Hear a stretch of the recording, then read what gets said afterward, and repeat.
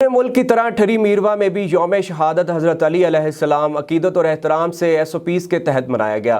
جلوس امام بارگاہ پنجتنی سے نکالا گیا۔ جلوس اپنے مخصوص راستوں سے ہوتا ہوا امام بارگاہ پنجتنی پہنچ کر اختتام پذیر ہوا۔ پاکستان رینجرز اور SHO ٹھری میرواہ شوکت علی رند نے جلوس کی چیکنگ کے بہترین انتظامات کیے۔ ساہیوال ڈویژن کی معروف جامعہ رابعہ بصری کے خطیب مفتی عثمان کے ساتھ موجود ہیں ہمارے ایڈف نیوز ساہیوال ڈویژن محمد آصف خان، جو شان حضرت علی کرم اللہ وجہہ کے حوالے سے اپنے خیالات کا اظہار کر رہے ہیں۔ بسم اللہ الرحمن الرحیم۔ معزز سامعین کرام، السلام علیکم ورحمۃ اللہ وبرکاتہ۔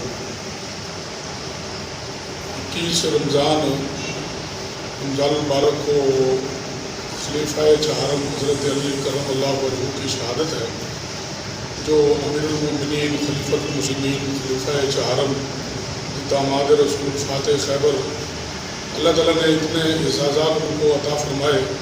رسول پاک صلی اللہ علیہ وسلم نے ان کے متعلق یہ ارشاد فرمایا، انا مدینۃ العلم وعلی بابوہا، کہ میں علم کا شہر ہوں اور علی علم کا جو وہ باب ہے۔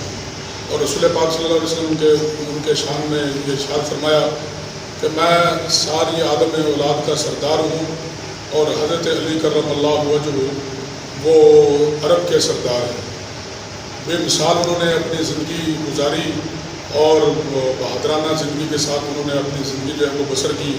رسول پاک صلی اللہ علیہ وسلم نے ان کو شیر کا جو ہے وہ لقب دیا، اسد اللہ الغالب امیر المشارق والمغارب سیدنا علی کرم اللہ وجہہ۔ اور رسول پاک صلی اللہ علیہ وسلم کے یہاں ان کو یہ بھی اعزاز ملا کہ رسول پاک صلی اللہ علیہ وسلم کی صاحبزادی حضرت فاطمہ رضی اللہ تعالیٰ عنہ، جو جنت خاتون کے سردار ہیں، وہ ان کے نکاح میں آئی، اور یہ ان کے لیے بہت بڑا اعزاز ہے، اور اہل بیت میں ان کا بہت بڑا مقام ہے۔